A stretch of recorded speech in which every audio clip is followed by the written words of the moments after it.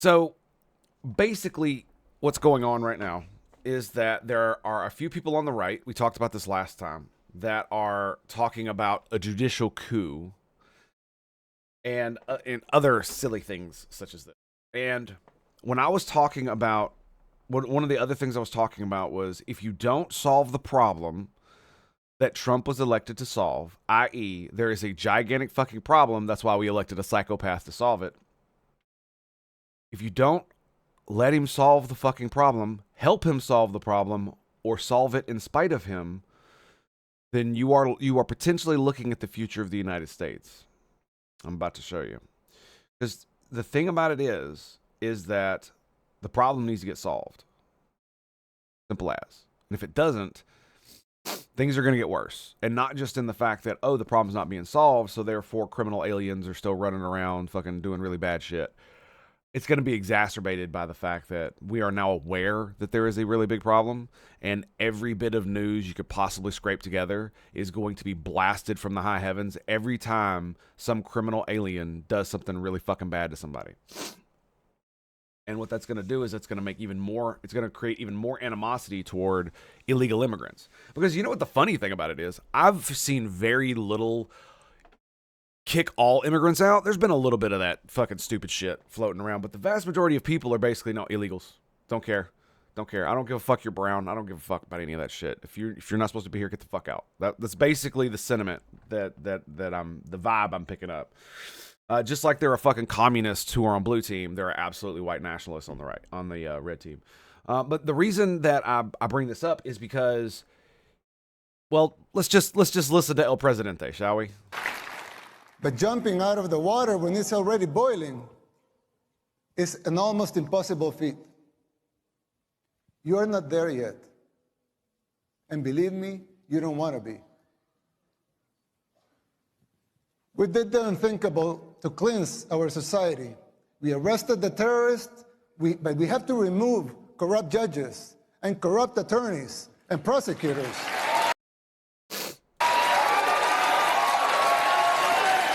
I have to play the applause because it's contextually relevant. Because as you can see, this is red team. So they're CPAC. But I mean, it doesn't overly bother me because who wouldn't cheer for the removal of corrupt judges and corrupt lawyers, right? The real question is that were they actually corrupt? I don't know. I have no idea. What I do know is that this man right here, this guy right here, he did something that I've been talking about for a good hot minute. And that is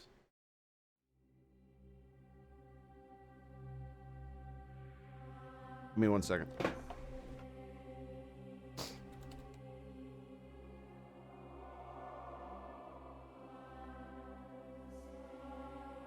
He's been doing one of these. Let me just get out of the way here. Yeah, he's been doing this. This is like the way his the level of popularity this motherfucker enjoys. He basically did this. So when this man says, but we have to remove corrupt judges and corrupt attorneys and prosecutors.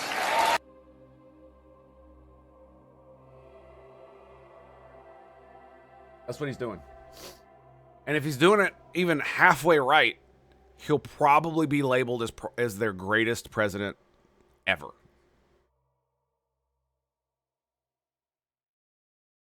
Something that I find extremely funny is that Lincoln was essentially a benevolent tyrant. Because almost all of the power that he usurped is the best way to say it. I was going to say stole. That's not quite fair. Usurped was given back by the end of the war. Or excuse me, after the war. As far as I know. It doesn't mean he didn't do what he did. And if this bro To cleanse our society, we arrested the terrorists. And we had to remove the corrupt judges, the corrupt attorneys, and the corrupt prosecutors. And how many stories do you see weekly, daily in the United States of America where you have violent thugs who are released back onto the streets after getting charged with like felony fucking assault, you know what I'm saying? Attempted murder. And you hear about these dudes and they're arrested like dozens of times and literally just let out. Not even on bail, just no bail, just let out to go do more crime.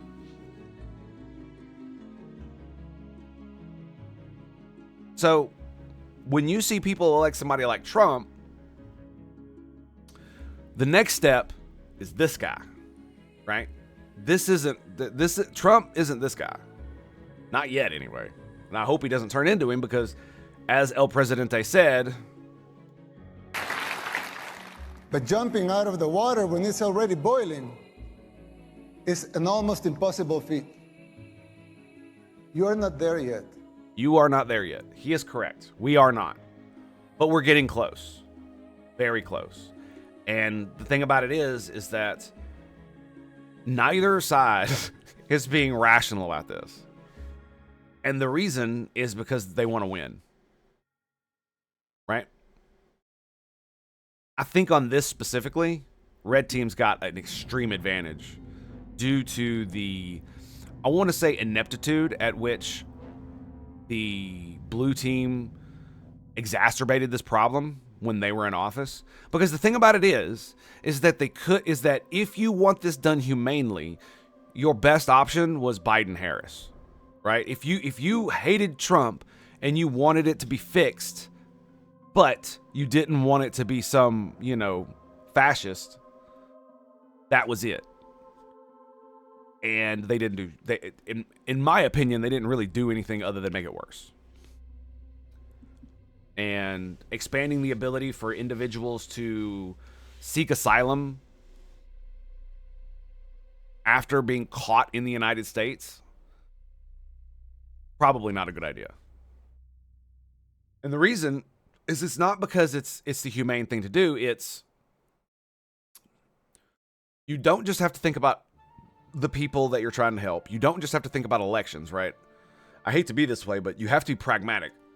If something's going to make you look really fucking bad, then you need to find a way to either obfuscate how bad it is or redirect so that it doesn't look as bad as it is, especially if you're doing it for good reasons. When I say bad, I mean like you want to help the poor and downtrodden and all that shit, so you're like, creating government programs to give them money.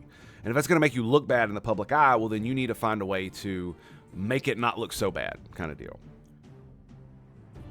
And that's the problem with a lot of what Biden did in the with loosing those restrictions on the ability for unauthorized immigrants living in the United States, once caught by, ICE or whoever, to allow them to request asylum.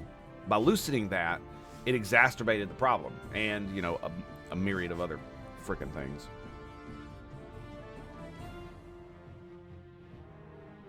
And if you wanted the problem solved by not a fascist, then Biden was the answer. But he didn't do it, mainly because there are so many, I see so many people who on blue team who are simply advocating for allowing anyone can cross the border. They can just come on over, and if they're already here, it's okay.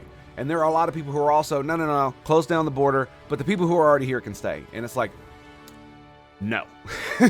No, that's not how this is going to work. The reason the red psychopath was elected was for this reason. This was probably the main reason, as far as I understand it, right? I think I have a picture of some polls that show the spread of the electorate. I think I have them on here somewhere. Yeah, right here. So inflation was number one. Number two, too many immigrants illegally crossed the border under Biden-Harris administration.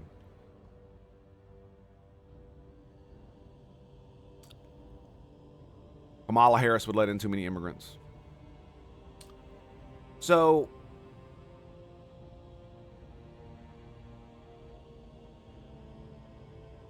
here's the thing. One of the reasons that I don't really shit on the two-party system anymore is because while some of the founders push back against it, one of the things that it does do, it is allows the opposition party to take the faux moral high ground at all times.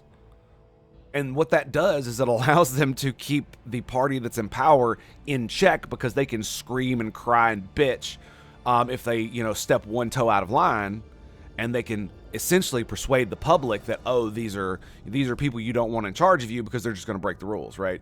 This is kind of like it's in the best interest of the party that's not in power to shit all over the party that is, right? And if the party that's in power shits too hard on the party that isn't in power in the wrong way, it makes them look bad just because of the dynamics of the power situation.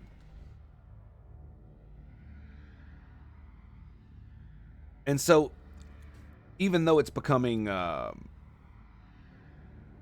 lot harder to maintain this because of the amount of information that we get every day and the amount of information that is just flowing through our entire society, what I don't want America to go this route if we don't have to. Not again. Not if we don't have to. Because, the thing about it is like, how many men are you really going to find that are going to take that kind of power and be okay with giving it up? Because half the problem with giving up that power is that you make enemies, really, really bad ones. And unfortunately for Abraham Lincoln, an enemy that he made was willing to assassinate him. Shoot him in the back of the fucking head.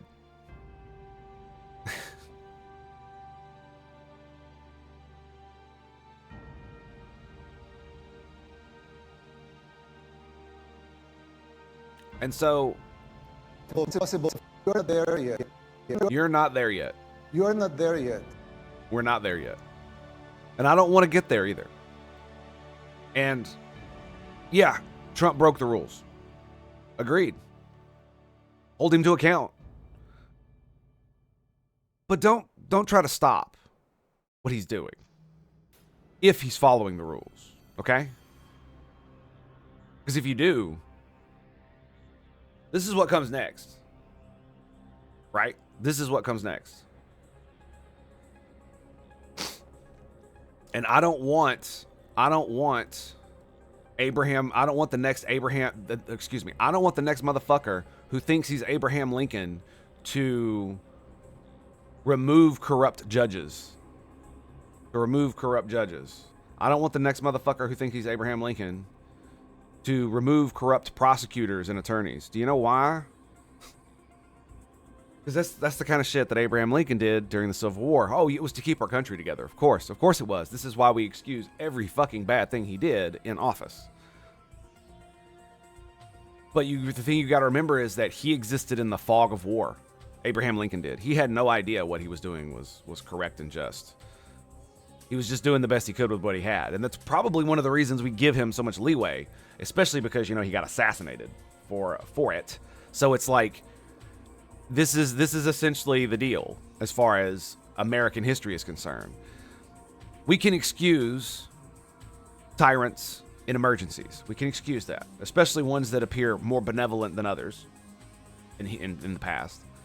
The problem is that you're gonna make enemies that are gonna want to end you. And while that might not be the case today with all the Secret Service and stuff to prevent such things, that doesn't mean that it won't be bad for your family, right? Or people who are closer to you, people who do business with you, people you associate with, right? And that's not a veiled threat. That's just a simple reality of the situation.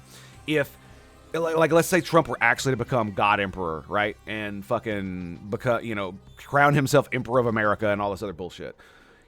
He would literally have to Secret Service everybody he knows and everybody that works for him. Otherwise, they would probably not survive very long because the American public would not stand for such things. And even if you couldn't get at the man himself, you can get at people who associate with him. You can get at people who work with him. Anybody that works for the government at that point is essentially a traitor to the republic, right? You are giving the enemy comfort.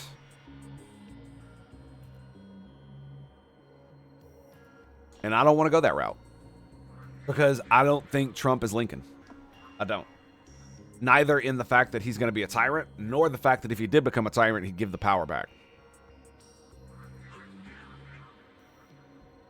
And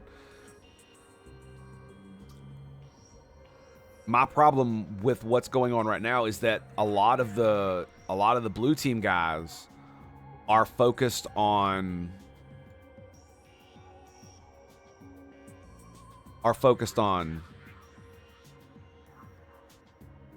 this shit, right? Photoshopped, pot leaf, right? We've discussed all this. What is it? False evidence. You notice? Yeah. It's weird how this right here covers up the actual tattoos, isn't it?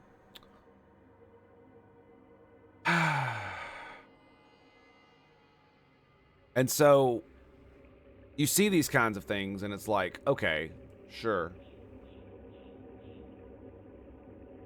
But what it does do is it puts you on the other side of the thing that a good majority of the people in the United States want to happen. They want to deport criminal, illegal aliens. Not only unauthorized immigrants who just living here peacefully and otherwise haven't broken any other laws. They want to get rid of all the criminals. That's one. And two, a good portion of those, I would say a plurality of the people who want to deport criminal illegal aliens also don't give a fuck if regular illegal aliens get caught up in it because they are also criminals by the fact that they cross the border illegally, making them, which is a crime, which makes them a criminal. Like, I have to explain this every fucking time because people, like, in obfuscating that fact, oh, he never had a criminal record. It's like, sure, yep. Yeah, you're totally serious, bro. You're totally serious. So, yeah, I don't want Abraham Lincoln. I don't want motherfuckers who think they're Abraham Lincoln because they're probably not Abraham Lincoln. But it does appear that it does appear we're headed on this route. I am hoping that because the president does have a good amount of power when it comes to deportations, that we can get past all this stupid shit. And because, like, honestly, this is the thing that kills me.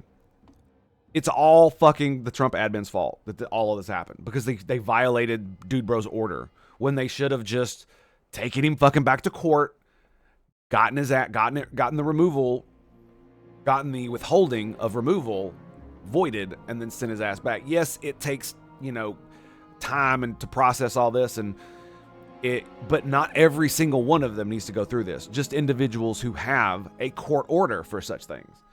And so because they violated that court order, that's what stirred up the shitstorm, giving blue team something to latch onto so that they could, scream bloody murder. And motherfuckers saying shit like this, pretending they're Abraham Lincoln is not fucking helping. It's not helping. Yes. So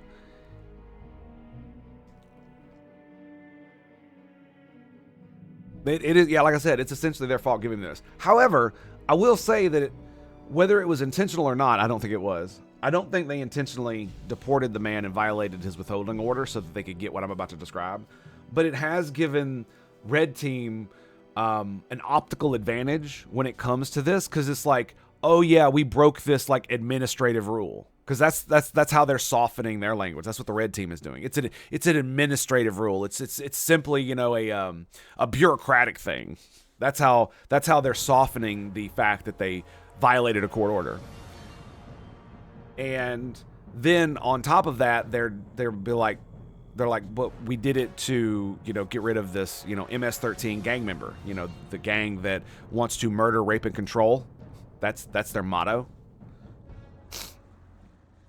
And the juxtaposition between the two is where the Democrats or the blue team is screaming about. The reason I say Democrats is because a lot of the politicians are the ones really pushing it through, as they should, keeping the current administration in check. Like, I am not saying they should not be keeping the current administration in check. That is the entire point of the two-party system being adversarial, is that that's what the fuck you're supposed to do.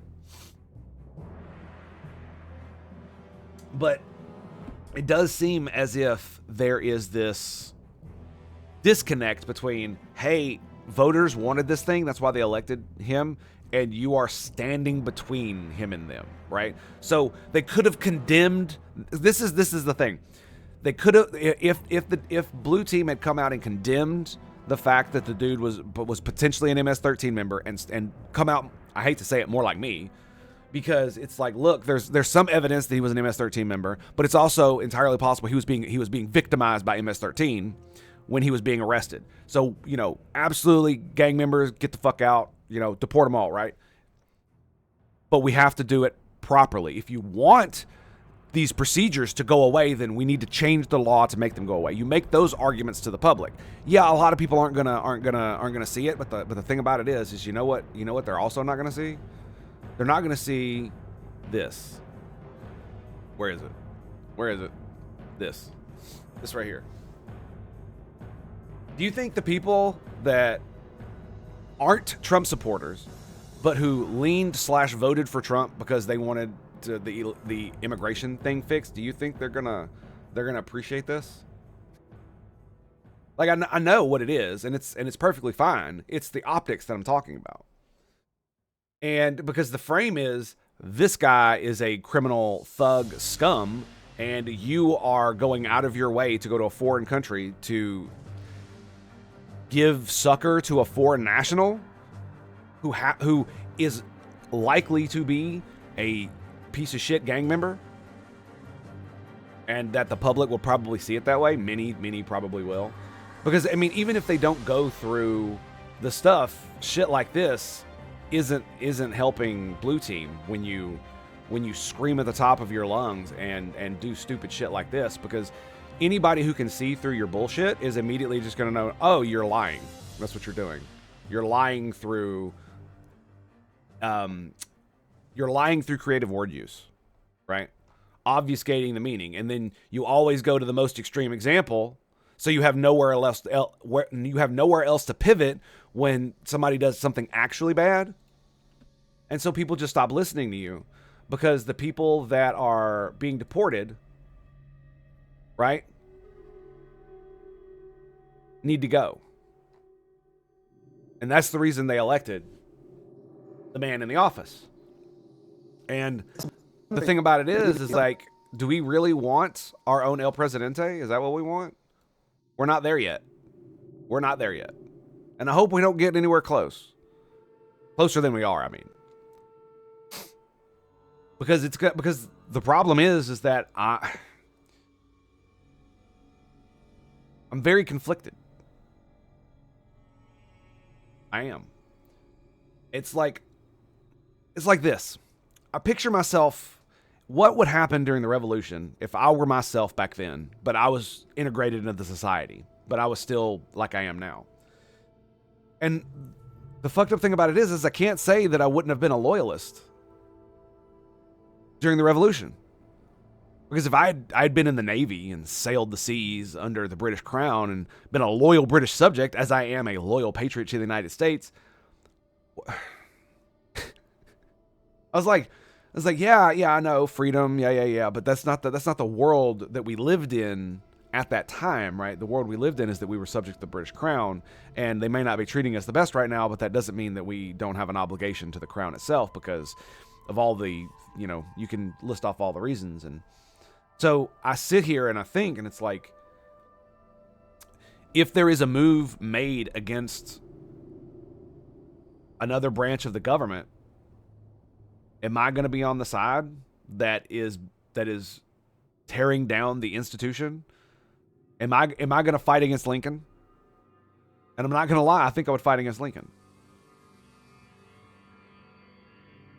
Not for the South, but for my republic, right?